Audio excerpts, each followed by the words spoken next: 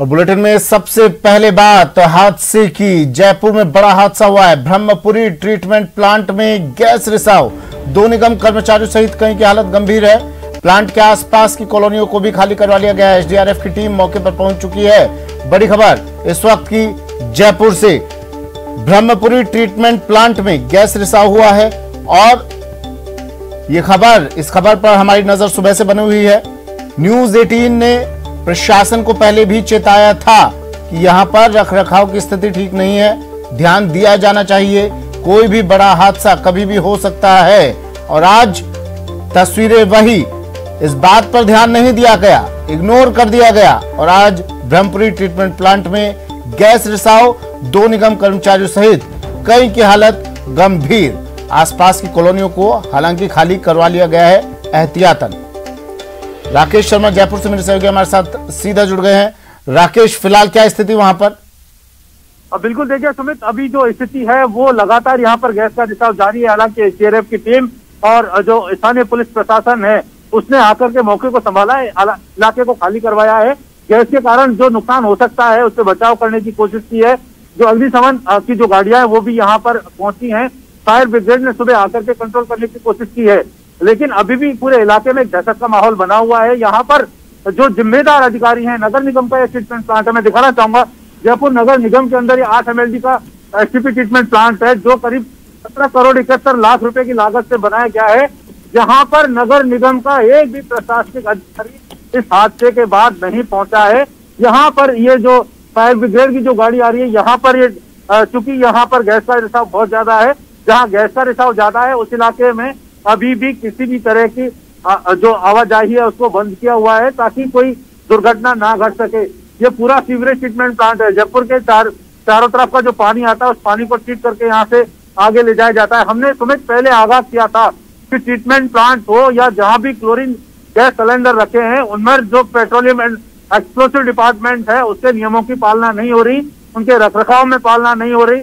यहाँ पर एसडीआरएफ की टीम और स्थानीय पुलिस जो है पूरी मुस्तैदी से काम करने के बाद लोगों को सुबह 2:30 बजे से अलर्ट मोड पर लेकर के आए और यहाँ पर जान माल की सुरक्षा की व्यवस्था की। हमारे साथ सतपाल सिंह हैं जो स्थानीय एसएचओ हैं, उनसे बात करते हैं किस तरह की ये घटना थी, कल सूचना मिली, कैसे क्या कुछ हुआ।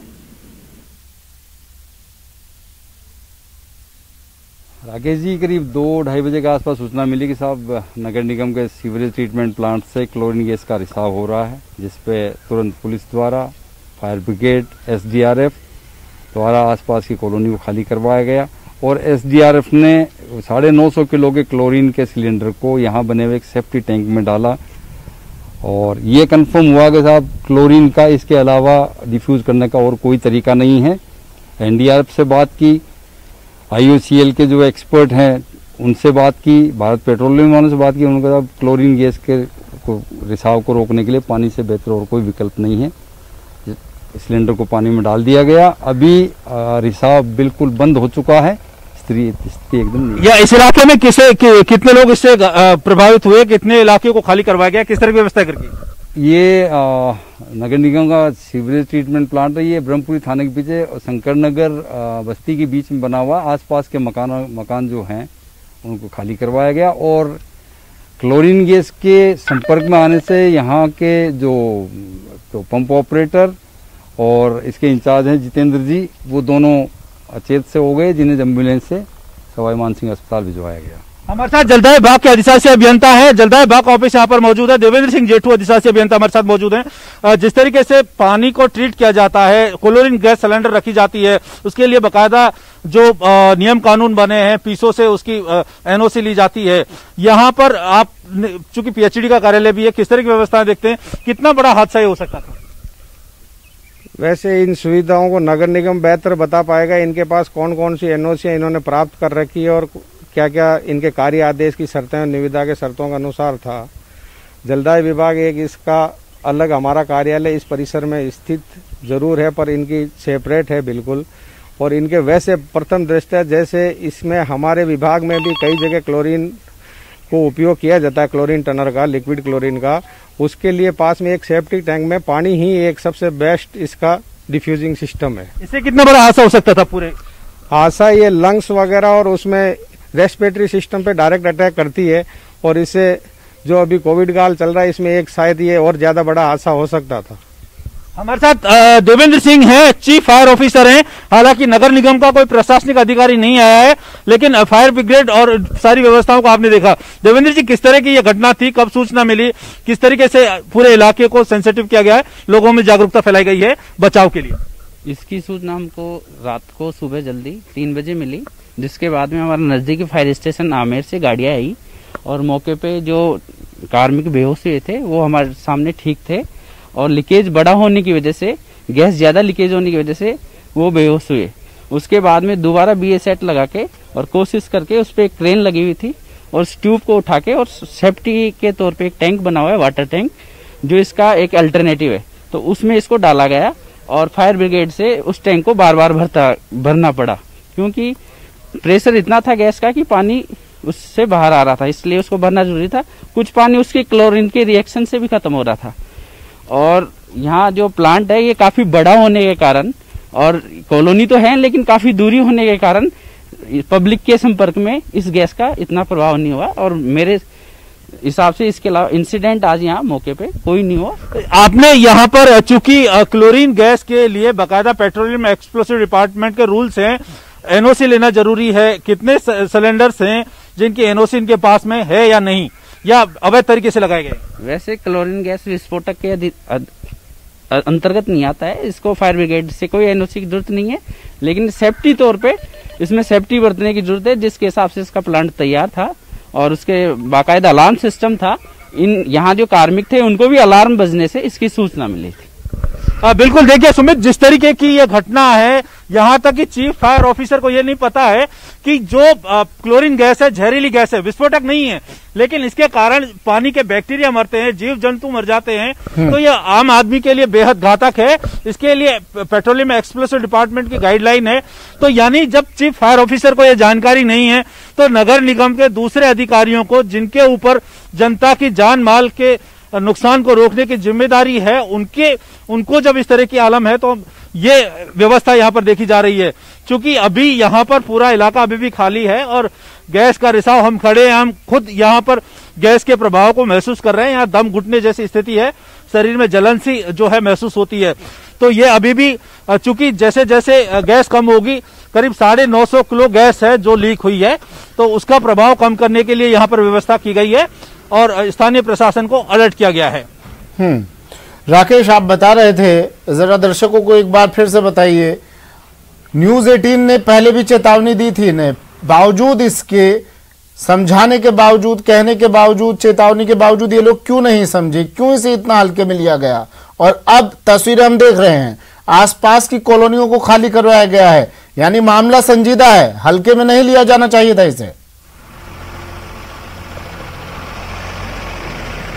बिल्कुल, देखिए सुमित, न्यूज 18 राजस्थान ने इस पूरे मामले को प्रमुखता से उठाया था और राजस्थान में, ये सिर्फ जयपुर में ही नहीं, पूरे राजस्थान में ऐसे हजारों क्लोरीन गैस सिलेंडर रखे हुए हैं जिनमें बड़े पैमाने पर क्लोरीन गैस भरी हुई है और एक साथ साथ अवैध तरीके से करीब 20-20, 25-25 क्लोरीन गैस सिलेंडर रखे गए हैं। जो अब ये तो एक सिलेंडर जब लीकेज हुआ है तो पूरे इलाके को खाली करवाया गया है, यानी जब एक साथ 10 से 20 सिलेंडर अगर उनमें लीकेज हो जाए तो निश्चित तौर पर एक बहुत बड़ी त्रासदी का सामना करना पड़ सकता है। जो पेट्रोलियम एक्सप्लोसिव डिपार्टमेंट है उसमें चूंकि गैस जहरीली गैस है और इससे कई जगह बड़े हादसे हो चुके हैं, कई लोगों की जान ले चुकी है, इसलिए बाकायदा गाइडलाइन बनाई हुई है, गाइडलाइन के अकॉर्डिंग इसका प्लांट बनना चाहिए। उनकी कहीं पालना यहाँ पर नहीं है, यहाँ तक कि जो पेट्रोलियम एक्सप्लोसिव डिपार्टमेंट से NOC तक इन क्लोरीन गैस सिलेंडरों के बारे में नहीं ली जा रही है, जो आगे भी बड़े हादसे का कारण बन सकते हैं। इसको लेकर हमने लगातार प्रशासन को भी अलर्ट किया था और जलदाय विभाग को भी अलर्ट किया था, क्योंकि जलदाय विभाग भी जो पानी के जल शोधन कार्य में क्लोरीन गैस का अधिकांश उपयोग करता है। नगर निगम अपने ट्रीटमेंट प्लांट में क्लोरीन गैस सिलेंडर का अधिकांश उपयोग करता है। इस कारण ये क्लोरीन गैस सिलेंडर पूरे प्रदेश भर में बिखरे पड़े हैं, हर शहर में बिखरे पड़े हैं, जिनमें गाइडलाइन की या रखरखाव की पालना नहीं की जा रही है। तो ऐसे में निश्चित तौर पर ये तो चूंकि राजधानी में एक संकेतात्मक है और एक बड़ी घटना घट सकती थी, लेकिन अगर कहीं बड़ी घटना हो गई तो निश्चित तौर पर बड़ा हादसा होगा और बड़े पैमाने पर जनहानि हो सकती है। इतना बड़ा हादसा हुआ है, निगम कर्मचारी वहां पर पहुंचे, बातचीत हुई आपकी उनसे, लापरवाही किसकी इसमें?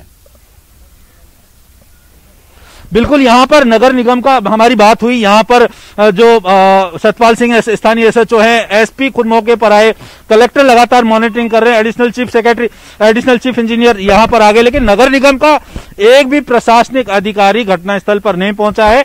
चीफ फायर ऑफिसर हैं, वो फायर ब्रिगेड लेकर के यहाँ पर जरूर आए थे, देवेंद्र सिंह, हमने उनसे बात की, लेकिन उनको ये भी जानकारी नहीं है कि यहाँ पर कुल कितने क्लोरीन गैस सिलेंडर हैं, उन जो क्लोरीन गैस सिलेंडर जो रखने के नियम है उसके तहत क्या यहाँ पर उनकी व्यवस्था है, उनके लिए जो एनओसी ली जाती है संबंधित। आखिरी सवाल राकेश, आसपास आप बता रहे थे आसपास की कॉलोनियां खाली करवाई गई हैं, स्थिति सामान्य होने में कितना वक्त अब लगेगा? बिल्कुल, देखिए सुमित, अब जैसे जैसे क्लोरीन गैस सिलेंडर को चूंकि उठा करके अब पानी के गड्ढे में डाल दिया है तो उसका इफेक्ट अब रिसाव जो है कम होगा, तो अब स्थितियां सामान्य होने में बहुत ज्यादा समय नहीं लगेगा। एक सिलेंडर था, सुबह 2:30 बजे से उसमें लीकेज हुआ था और उसके बाद स्थानीय पुलिस ने, प्रशासन ने, एसडीआरएफ की टीम ने आकर के मोर्चा संभाला। ठीक है, अब व्यवस्था सामान्य होने लगी। तस्वीरें दिखाने के लिए गैस का रिसाव बंद हो गया है।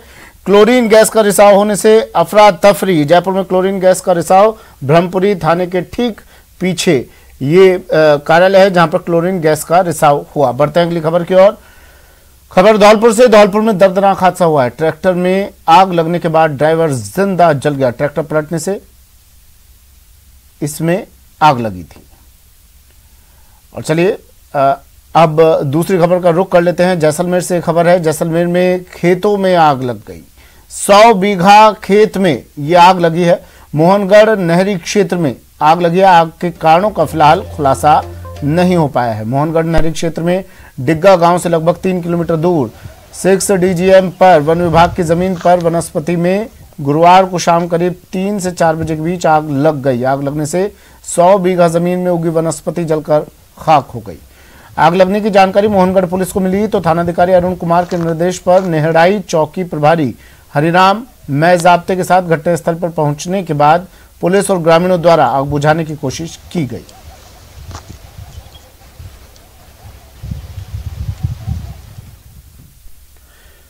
धौलपुर में दर्दनाक हादसा हुआ। एक ट्रैक्टर यहां पलटा, उसमें आग लगी और इस आग में ड्राइवर जिंदा जल गया। ट्रैक्टर पलटने से आग लगी थी। हादसे में ट्रैक्टर के नीचे ये ड्राइवर दब गया था। सदर थाना क्षेत्र के ओडेला की यह घटना। ये तस्वीरें देखिए, हादसे के तुरंत बाद की तस्वीरें। आग के आगोश में ट्रैक्टर और इसमें ड्राइवर जिंदा जलकर ड्राइवर की मौत। धौलपुर में दर्दनाक हादसा।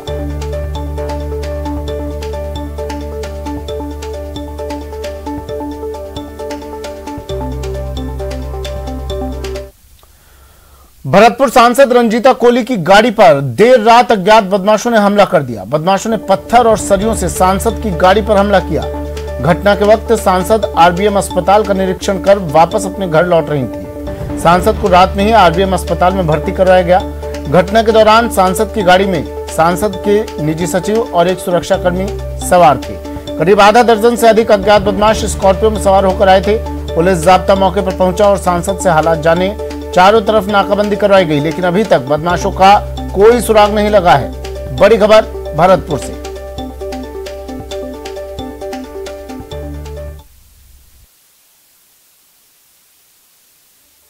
का दौरा रहा था, उसके बाद में वो सीएससीओ का जायजा लेने जा रही थी, तो इस प्रकार एक सांसद पर हमला होना, रात को 12 बजे हमला हुआ है। किस तरह से घटनाक्रम पूरा हुआ, हमारे साथ सांसद मौजूद हैं, इनसे जानेंगे। मैडम, क्या हुआ था एक साथ जो अचानक जो हमला हुआ, क्या बता सकते हैं आप इसके बारे में? जिस तरीके से हम कल सुबह ही रूपबास क्षेत्र के बयाना क्षेत्र के दौरे पे थे और हम लोग करते करते रात को भरतपुर आए थे और रात को 9:30 के करीब हमने आरबीएम का निरीक्षण करा। उसके बाद खाना खाने के बाद हम लोगों ने सोचा कि एक बार हम वैर का निरीक्षण करते हैं और उस रास्ते पे हम देखते हैं कि अच्छे से जा रहे हैं और वहाँ पर एक गाड़ी तिरछी खड़ी हुई होती है और हमारे ऊपर हमला करती है। और हमला इस तरीके का था वो कि मेरे शीशे के ऊपर लोहे की छड़ी मारी गई थी, लेकिन वो शीशा इतने मजबूत थे वो नहीं टूटे। तो मैं समझती हूँ कि इस तरीके से अगर मेरे ऊपर हमला किया जा रहा है तो आम जन का क्या होगा। जिस तरह से मैडम आपके ऊपर हमला किया गया, आप एक जिले की जनप्रतिनिधि हैं, सांसद होने के नाते, सुरक्षा व्यवस्था को लेकर अब सवाल खड़े हो रहे हैं, तो आप कहाँ केंद्र सरकार में से मांग करेंगी, राज्य सरकार से मांग करेंगी, क्योंकि जिस तरह से एक महिला पर हमला होना। नहीं, जिस तरीके से अभी जो मेरा मानना है कि जनता के बीच में रहना है कोरोना महामारी में, तो हम लोग जनता के बीच में रह रहे हैं। बाकी के मैं यही कहना चाहती हूँ कि जनता की सुरक्षा को लेकर के कि जनता की सुरक्षा तो होनी चाहिए। बाकी के हाँ, और मैं ये नहीं कहना चाहती कि मेरे ऊपर या रंजिश से हुआ या क्या। नहीं, जिस तरह से मैम आप लगातार दौरा कर रही थी तो आपको धमकियां भी मिल रही थी कि जिस तरह से क्षेत्र में दौरा ना करें, तो उन धमकियों को लेकर के मतलब हमने कई बार देखा है कि धमकियां मिल रही थी आपको कि आप क्षेत्र में ना डोलें और क्षेत्र की जो समस्या है उनको ना, जिसका राज्य सरकार की जो भी कमियां थी उनको आप उजागर कर रही थी, लगातार धमकियां मिल रही थी, इस पर आपका क्या कहना है? नहीं, मेरा सिर्फ यही कहना है कि जनता के लिए आवाज़ उठाना अगर गलत है तो वो सरकार की बिल्कुल भूल है। मैं ना आज रुकी हूँ और ना कल रुकूंगी। और लगातार जो धमकियां मिल रही थी इस पर क्या कहना? हाँ, मुझे लगातार धमकियां मिलने के बावजूद भी मैं लगातार अपने जनता के बीच में रही हूँ और जनता के बीच में रहूँगी। जिसने भी ये हरकत करी है वो मैं सिर्फ इतना ही कहना चाहती हूँ, मैं ना आज डरती हूँ ना कल डरूंगी। तो देखिए, जिस तरह से लगातार सांसद है वो क्षेत्र में रह करके अपना काम कर रही थी, लगातार उनको धमकियां मिल रही थी कि वो क्षेत्र में ना घूमे। और झालावाड़ से बड़ी खबर आ रही है, चुनावी रंजिश में मारपीट यहां की गई। वोट ना देने पर घर में घुसकर मारपीट की गई। एक पक्ष के 7 लोग इसमें घायल हो गए। 4 नामजद हैं। आरोपियों पर एफआईआर दर्ज कर दी गई।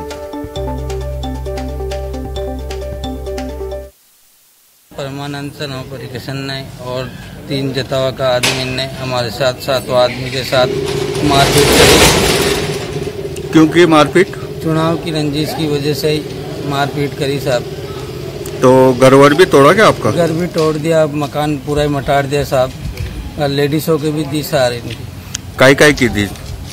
फावड़ान की टामे आया, थोड़ा शानकल टामी लेची और पाइप छिया, लोहा का पाइप। तो जावर थाने में रिपोर्ट दर्ज करा दी आपने? जावर थाने में रिपोर्ट करा दी साहब। सीकर से खबर है। सीकर में सुबह बाइक सवार एक पति पत्नी को ट्रक ने टक्कर मार दी। टक्कर के बाद गंभीर रूप से घायल हुई पत्नी करीब आधा घंटे तक सड़क पर पड़ी रही, लेकिन कोई भी वाहन चालक उन्हें अस्पताल ले जाने के लिए तैयार नहीं हुआ। लोग वहां से गुजर रही गाड़ियों को रुकवाते रहे, लेकिन कोई नहीं रुका। आधे घंटे तक एम्बुलेंस भी मौके पर नहीं पहुंची। इस दौरान उनका 3 साल का बच्चा पास में बैठकर रोता रहा। आखिरकार पास ही स्थित घर की महिलाएं वहां पर पहुंची। उन्होंने अपने परिवार के एक युवक को जगाया और वो अपनी कैंपर गाड़ी लेकर पहुंचा। उसके बाद उन्हें अस्पताल पहुंचाया गया।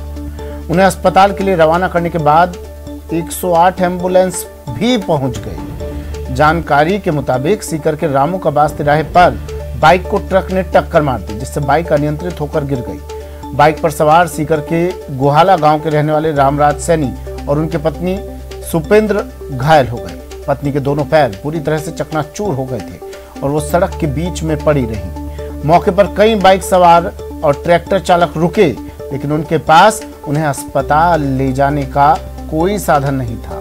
लोगों ने कई ऑटो और पिकअप वालों को भी रुकवाया, लेकिन कोई अस्पताल ले जाने के लिए तैयार नहीं हुआ। इसके बाद कैंपर गाड़ी से दोनों को अस्पताल पहुंचाया गया और बच्चे को भी साथ में भेजा गया।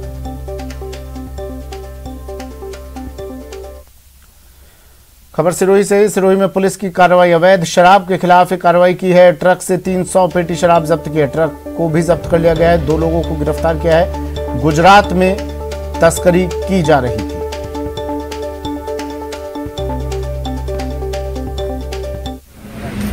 अवैध शराब की बड़ी कार्रवाई की गई है।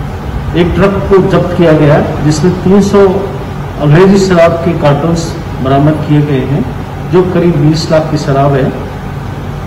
और ये शराब राजस्थान की होकर गुजरात जा रही थी। कार्रवाई करते हुए 2 मुलजिमों को अरेस्ट किया गया। प्रकरण दर्ज करके गहन अनुसंधान किया जाएगा और अंतिम कड़ी तक पहुंचा जाएगा।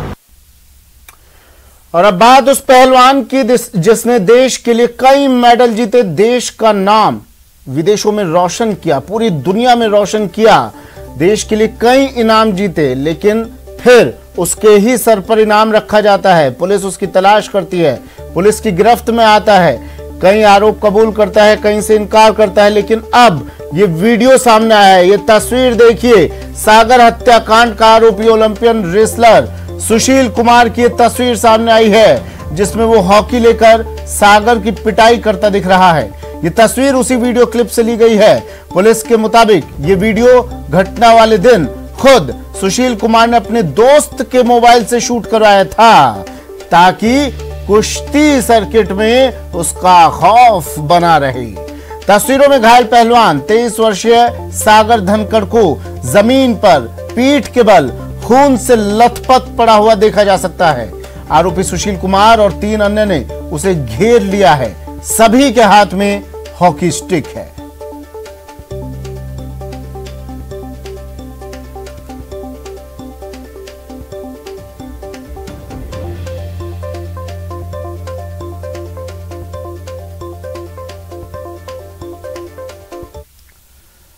बात कोरोना संक्रमण की। कोरोना की दूसरी लहर ने जैसलमेर के पर्यटन इंडस्ट्री की कमर तोड़कर रख दी है। जुलाई से शुरू होने वाले पर्यटन सीजन पर ग्रहण लगा है। वहीं 50,000 लोगों के सामने रोजी रोटी का संकट पैदा हो गया है।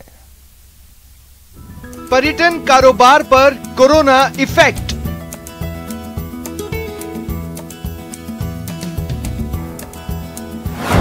डेढ़ साल से बंद है पर्यटन इंडस्ट्री।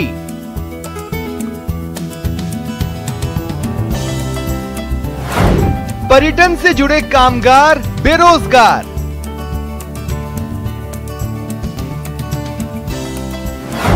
पचास 50,000 लोगों की रोजी रोटी पर संकट। मरुधरा में पर्यटन का प्रमुख केंद्र जैसलमेर इन दिनों सन्नाटे की आगोश में है। मध्यकालीन राजशाही की याद दिलाने वाली सकरी गलियां और नक्काशीदार हवेलियां पर्यटकों की राह देख रही हैं। लेकिन कोरोना की दूसरी लहर के असर ने इस शहर की पर्यटन इंडस्ट्री की कमर तोड़कर रख दी है। इंडस्ट्री से जुड़े लगभग 50,000 लोग बेरोजगारी की मार झेल रहे हैं, जिसमें होटल और रेस्टोरेंट कर्मचारी, पर्यटकों के गाइड, 4 व्हीलर चालक, ऊंट चालक, रेस्टोरेंट संचालक, रिसोर्ट संचालक, टूर ऑपरेटर और ट्रैवल एजेंट शामिल हैं। और इन दिनों ये लोग बेरोजगार बैठे हुए हैं। वो पर्यटन से डायरेक्ट या इनडायरेक्ट, जिसको हम कहते हैं, प्रत्यक्ष या अप्रत्यक्ष रूप से जुड़े हुए हैं। और इस पर्यटन नगरी में आज पिछले 1.5 साल से किसी भी प्रकार का व्यापार नहीं है। जो लोग यहाँ पर पर्यटन का व्यापार करते हैं उसमें मुख्यतः रूप से होटलें, रेस्टोरेंट या हैंडीक्राफ्ट व्यवसायी या गाइड बंधु है, जो डायरेक्ट रूप से पर्यटन से जुड़े हुए हैं। जैसलमेर की पूरी अर्थव्यवस्था पर्यटन इंडस्ट्री पर निर्भर है। यहाँ एक अनुमान के मुताबिक सालाना 8 से 10 लाख सैलानी आते हैं। पर्यटन कारोबार का सालाना टर्नओवर 1,000 करोड़ रुपए का है। शहर में 600 से ज्यादा छोटे बड़े होटल हैं। 100 से अधिक हैंडीक्राफ्ट की दुकानें भी इनसे जुड़ी हैं। 2000 ऊंट संचालक भी जुड़े हुए हैं। कोरोना की वजह से पर्यटकों का आना बंद है और पर्यटन से जुड़े कामगारों का धंधा मंदा है। हर साल जुलाई महीने से जैसलमेर में पर्यटन का आगाज होता है, जिस पर कोरोना की वजह से संकट के बादल मंडरा रहे हैं, जिस पर राज्य सरकार का भी कोई ध्यान नहीं है। बिना पर्यटन यहाँ का जो उद्योग धंधा बड़ा चौपट है, क्योंकि राजस्थान सरकार ने अभी तक आंख नहीं खोली है और पर्यटन व्यवसायों की जो हालत है वो बड़ी खराब है। कोरोना की महामारी के चलते जिस तरीके से लॉकडाउन हुए, होटलों को बंद करना पड़ा, टूरिज्म ठप हुआ, उससे यहाँ पे 1,000 करोड़ रुपए से भी ज्यादा का टर्नओवर का जो था वो पूरा का पूरा भी फ्लॉप हो चुका है। पर्यटकों की जान। जैसलमेर के पर्यटन इंडस्ट्री की हालत खराब है। इंडस्ट्री से जुड़े कामगार बेरोजगार हैं। कारोबार से जुड़े लोग राज्य सरकार के टूरिज्म बजट पर सवाल खड़े कर रहे हैं और साफ कह रहे हैं कि आखिर बजट में पर्यटन के लिए किया जाने वाला प्रावधान किस काम का है। 600 से अधिक होटलें, 200 से अधिक रिजॉर्ट और कई हजारों ऊंट चालक और साथ ही साथ हैंडीक्राफ्ट का काम करने वाली घरेलू महिलाएं, हर किसी पर रोजी रोटी का संकट है और सरकार इनकी सुध नहीं ले रही है। केवल टूरिज्म एकमात्र ऐसी इंडस्ट्री है जो जैसलमेर को चला सकती है। न्यूज़ 18 के लिए श्रीकांत व्यास, जैसलमेर। चलिए बुलेटिन में फिलहाल इतना ही, दीजिए इजाजत, नमस्कार।